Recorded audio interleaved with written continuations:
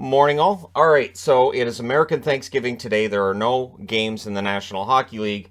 And what better time to take a look at where we are in the standings? Because this is the trope that's been coming back yet again of, hey, American Thanksgiving, that's your deadline. And if you're above the line, you got a good chance of making the playoffs. I will say this. It shouldn't be a surprise that most of the teams that are currently above the playoff line will make the playoffs. It's a good chunk of games that have been played. The good teams, 20 games into the season, are normally the good teams all the way up until 82 games. And teams that start off really poorly normally will end up finishing outside the playoffs. That's just reality. Now, where the 3-point system for the NHL comes in is it does make things artificially look a little closer than they really are, right?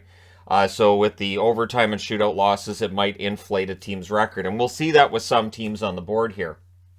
And it also it makes it tough for teams that don't get to overtime to lose those games. Some teams having a relatively mediocre record, in part because they always lose in regulation. So we'll start with Boston over here. 20 games, 17-3 record, 850 is their points percentage. Over their last 10, they're 8-2. They had a long winning streak that got snapped last night. 21-22, they were actually 12-8 at this time. So they are 10 points ahead of last year's pace. So that's pretty good. Toronto, 21 games, 11-5-5 is their record. 643 is the points percentage. Over their last 10, they're 6-1-3. At this time last year, and by this time I mean at this point, through 21 games, they had a 14-6-1 record. So they're 2 points off last year's points pace, but they've also got 5 overtime or shootout losses, and last year they only had 1. So to me, I think Toronto last year, the record was more impressive than the one they have this year. Detroit is getting better. At 19 games into the season, they're 10-5-4 currently, 632 points percentage. Over their last 10, they're 6-2-2. Last year at this time, they were 8-9-2, so they've improved by 6 points, and they're currently third in the Atlantic. New Jersey, 20 games, they're 16-4. They lead the Metro, 800 points percentage. Over their last 10, they're now 9-1. The 13-game winning streak was snapped last night. Last year at this time, they were 9-7-4, so they've improved by 10 points. Same as Boston above them. It's a 10-point improvement. That's pretty solid.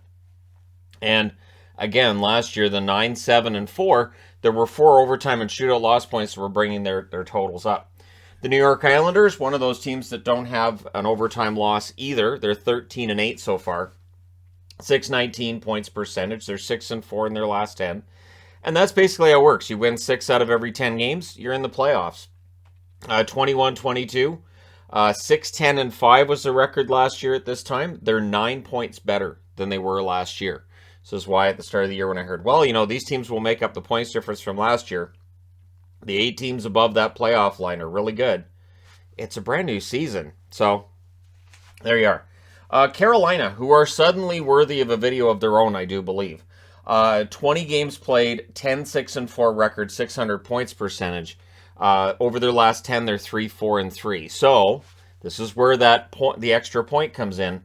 They've only won 3 out of their last 10, but they're only 1 game below NHL 500 over those 10 games. Last year at this time, they were 15-4-1. They are 7 points off of last year's pace. Shoot the puck. Score some goals. That's the thing I always have watching Carolina play right now is why aren't they getting more shots? So the New York Rangers are right beneath them, the number 1 wild card right now with a record of 10-7-4 through 21 games, 571 points percentage. Over their last 10, they're 4-4-2. So again, they've won 4 out of 10, but they're 500 by NHL standards. 21-22 at this point last year, they were 14-4-3. They are 7 points off of last year's pace. So that's the thing. The East has definitely come back down to earth a little bit here. Some teams getting better, but in general, we aren't seeing that huge separation now that we saw last year. Tampa Bay's fallen off the pace from last year a little bit too. They're 11-7-1. They've got a 605 points percentage. Over their last 10, they're 6-3-1. Last year at this time, they were 12-4-3. So they're 4 points off of last year's pace. Then we get to below the playoff line, although they're tied for a playoff spot. Pittsburgh, through 20 games, they're 10-7-3, 575 points percentage. Over their last 10, they are also 6-3-1. Last year at this time, they were 10-6-4. So they're 1 point off of last year's pace, and like I said, they're tied for a playoff spot. Then you get to Florida, they're 1 point back of a playoff spot. They're 10-8-2, 550 points percentage over their last 10. They're 5-4-1, the same record they had through their first 10. And last year at this time, they were 14-3-3. They're 9 points off of last year's pace. Montreal, on the other hand, has improved by 9 points. They're 10-9-1 through their first 20 games for a 525 points percentage. Over their last 10, they are 5-4-1 as well. 21-22, they were actually 5-13-2 at this time last year, so they're a little better than they were last year. They're 2 points out of the playoffs. But if they end up finishing with a record of above 82 points, if they get like 86 points on the season, I think there'll be some votes towards Marty St. Louis for Coach of the Year. Philadelphia, I'm not saying he wins. I'm saying he gets a couple of votes here and there. Philadelphia 7-8-5 through 20 games, 475 points percentage over their last 10. They're 2-5-3, so the slide is there. And last year at this time they were 8-8-4. They're 4 points out of the playoffs, and they're 1 point off of last year's pace. So from Philadelphia down, you could make the argument of these teams don't make the playoffs, but Philadelphia is only 4 points back. Same with the Caps. 8-10-3 through 21 games, 452 points percentage over their last 10. They're 3-6-1. Everybody's hurt, yes. Last season, at this time, they were 13-3-5. So they've dropped off by 12 points from where they were last year. They were 10 games above 500. Now they're 2 games below 500. So they're 4 points back of the playoffs, and like I said, 12 points off last year's pace. The Buffalo Sabres, same pace as last year. They're 5 points out of the playoffs. They're 9-11 through 20 games, 450 points percentage. Now they're streaking towards a bunch of wins. They're 2-8 in their last 10, but the 2 wins are the most recent. Last year at this time, they were 8-10-2. So they'd won 8 games through their first 20 last year. This year, they've won 9. But by points, they're at the same spot they were last season. Columbus has actually dropped off. So this year they're 7-11-1 for a 395 points percentage. They're 4-5-1 in their last 10, so they've been better. 21-22, they were 12-7 at this time last year. So they've dropped off 9 points from where they were last year, and they're 8 points back of the playoffs. So Columbus may be in a position where they could officially come out and say, yeah, so looks like this season probably not going to happen. They could. I'm not saying they're going to, because again, we've got so many games left in the season, and you're only 8 points back of Tampa, right? So, but which team over here is going to fall back that's going to allow Columbus in? Can't be Detroit. If Detroit falls back, Tampa Bay jumps into that spot, and then you got to pass Pittsburgh, you got to pass Florida. It gets tough at this point, right? So Ottawa, 19 games, 6-12-1 record, 342 points percentage. They're 2-7-1 in their last 10. As I mentioned in the recap last night, you can see the frustration on the bench, especially Stützle. He's not happy. And he shouldn't be. I think players should not be sitting there chatting and laughing while they're losing another game. Last year at this time, though, they were 4-14-1. They're actually 4 points better right now than they were last season. They're 10 points back of the playoffs. The reality is it's just not enough. It's mild improvement, but it is not enough. And I don't think that even the general manager would try to spin this as an improvement. Say, well, we're 6-12-1, but last year we were 4-14-1. So clearly, no, can't spin that. Then we go west. Dallas currently leads the Central. I'm as surprised as you are. Through 20 games, they're 12-5-3 with a 675 points percentage. The last 10 games, they are 6-2-2. So they're playing well, and they had that huge comeback last night when Chicago decided, we don't need it. Last year at this time, they were 11-7-2, so they've improved by 3 points off last season's pace. So pretty good. Colorado, 18 games. They're 11-6-1. Last year at this time, they were 11-6-1. 639 points percentage. Last 10 games are 7-3, so they're on the exact same pace as last year. Keep on keeping on. Winnipeg, a little bit of an improvement from last year, but again, this shows the 3-point game and how it affects records. Right now, they're 11-6-1. They have a 639 points percentage, same as Colorado. They're 6-3-1 over their last 10 games. Last year, they were 9-5-4. So last year, they won 9 of their first 18. This year, they won 11 of their first 18. But because of the 4 points over here in the third column, they've actually improved by 1 point from last season. I would say they're much better than last season. But that's where the points, the overtime and shootout loss points come in handy. Vegas, they're 16-4-1 so far this year, 786 points percentage, 7-2-1 in their last 10. And last year they were 12-9, which is a decent record, but they're 9 points ahead of where they were last year at this time. So that's pretty good. Seattle, I had to wear Seattle because this is ridiculous. They're 11-5-3 right now on the season. Their 658 points percentage is ridiculous. It is ahead of Toronto. It is ahead of everybody in the East other than New Jersey and Boston. It is almost up there with Dallas. It's higher than Colorado. No idea what's going on. And over their last 10, they're 8-1-1. So anybody wants to laugh and say, no, they're not for real, by all means, go ahead. But the laughing may come back on you. Last year at this time, they were 6-12-1. To get to 11 wins, last year it took them 38 games. This year it took them 19. They are 12 points ahead of where they were last season. So if they had the exact same season from here, they'd end up with 72 points. They're not going to end up with 72 points. So, yeah, Seattle, it's been a remarkable turnaround for the Kraken, as now they find themselves second in the Pacific. LA, 22 games, 11-9-2 is their record. 545 points percentage. Over their last 10, they're 5-3-2. Last year at this time, they were 9-9-4. They're actually 2 points ahead of where they were last season. So, yeah, for LA, things look pretty good. Then you get into the wild card spots, and this, I really think, is where things get crazy. There are 3 teams tied for wild card spots that don't have them because of games played, because of regulation wins, all that fun stuff. But Calgary, I should say, 19 games, 9-7-3 record, 553 points percentage. So their points percentage is actually a little bit better than LA's. Last 10 games, so they're 4-3-3. So they've been struggling. They've only won 4 out of their last 10. But, again, because of the NHL point system, that means they're 1 game above 500 in their last 10.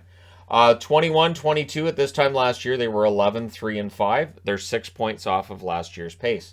For St. Louis, they're 10-9 through 19 games, 526 points percentage, 7-3 over their last 10. Their 7-game winning streak got snapped last night. Now I assume they're going to lose 7 or 8 because it's what they do. But last year at this time, they were 10-7-2. They're 2 points back of last year's pace. That's it. So 8-game losing streak, that's fine. They're still 2 points back of last year's pace. Then we get to outside the playoffs, but again, Minnesota's tied for that last spot. They're 9-8-2 with that huge win over Winnipeg last night. 526 points percentage over their last 10. They're 5-4-1. Last year at this time, they were 12-6-1. They're 5 points off last year's pace. The Oilers, they are tied for that final spot too. They're 10-10 on the season through 20 games, so exactly 500. Last 10 games, they're 3-7. At this point last year, they didn't have any overtime or shootout losses, but they had 5 more wins. They were 15-5. They're 10 points off of last year's pace. So for an Oilers team that was expected to be in that spot as a contender, they don't look like a contender right now. For the Nashville Predators, they are 9-9-2 on the season, 500 record overall. Again, tied for that last wild card spot. They're 6-3-1 in their last 10, 21-22. They were 11-8-1 at this time last year. They are 3 points off of last year's pace. Then the Vancouver Canucks, 20 games, 7-10-3 record, 425 points percentage. They're 5-4-1 in their last 10, which is fine. But again, they have to win a bunch of games if they want to really get into this. And yet they're only 3 points back. And that's how deceptive the point system is, to say, well, we're only 3 points back, but you have to pass Nashville, Edmonton, Minnesota, St. Louis to get in, or LA if you're trying to aim for that third spot in the Pacific, right? So it does get difficult. But the interesting thing is last year at this time they were 6-12-2. They're 3 points ahead of last year's pace. So we'll see how it goes. San Jose, 22 games, 7-12-3 is their record, 386 points percentage. They're 4-4-2 in their last 10. Last year at this time, they were 12-9-1. They are 8 points back of last year's pace. They are currently 3 points out of a playoff spot as well. Then you get to Arizona, who are surprisingly only 4 points out of the playoffs. They're 7-9-2 overall. They have a 444 points percentage, which is higher than both San Jose and Vancouver. So if you're keeping track, yeah, Arizona's doing pretty well despite being on a 14-game road trip. They're 5-4-1 in their last 10. Yep, surprise, surprise. Last year at this time, they were 3-13-2. They are 8 points better than they were last year at this time. They are 4 points out of the playoffs, as I said. Then you get to Chicago, and as rough as Chicago's had it lately, they're only 5 points out of the playoffs. 19 games, 6-10-3 record, 395 is the points percentage. Over their last 10 games, they're 2-7-1. Last year at this time, they were 6-11-2. They actually have one more point than they did last year at this time. So consistency from Chicago. Anaheim is way off of last year's pace. A pace that we didn't expect them to necessarily keep up anyways. But it's disappointing to see how this year started. They're 6-13-1 through 20 games. 325 points percentage, which is the lowest in the National Hockey League. They're 3-7 in their last 10 games. They did finally get their first regulation win last night, so that's good. It only took a quarter of the season to get there, but they're there.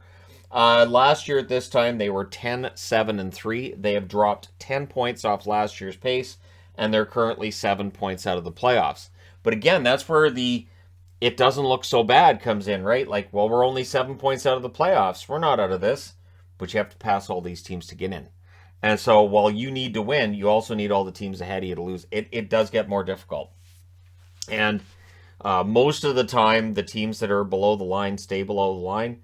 Teams that are 5 or more points back right now, I think, really have it tough. So Buffalo, Columbus, Ottawa, Chicago, and Anaheim. But in many cases, that was expected. The funny thing is, some of the teams it was expected of, Montreal's 2 points back. Philadelphia's 4 points back. There's one. Seattle's in the playoffs. Arizona's only 4 points back, and San Jose's only 3. But let me know your thoughts. Which ones that are currently outside the playoffs are going to get in, and which ones that are currently sitting in a playoff spot are going to drop out? It is easier to imagine teams falling out this year because you've got 3 teams on this side within 2 points of the playoffs that are not in. And on this side, you've got 3 teams that are tied for that last wild card spot, not in there. So it is easier to imagine that we'll see, I would say, maybe 2 teams drop out here, maybe 2 teams drop out here. But that's the thing. That would still be 12 out of 16 teams currently in a playoff spot that would get in. So it would still lend itself to this idea that it is really important to be above the playoff line at this time of year. But again, my belief is simple. The teams that are in the playoffs are the ones that are good. The teams that are outside the playoffs, some of them are still good. And that's one thing I like about a 32-team league. We are going to see good teams miss the playoffs on both sides of the ledger. And that really should be the way it works. The playoffs should be an accomplishment. You should be like, oh, this is great, we're in the playoffs, rather than, all right, well, we made the playoffs. And I remember that feeling, again, dating back to when I was much younger in the 80s, and making the playoffs was just sort of, it's what happened. And if your team missed the playoffs, that was an embarrassment. Now the embarrassment isn't really missing the playoffs. The embarrassment is being, 20, 30 points out of the playoffs kind of thing. But let me know your thoughts in the comment section below, as always. Don't forget to hit like and subscribe if you're browsing your way through, you just happened upon this video. Thank you guys so much for watching, for all your support. I will talk to you again soon.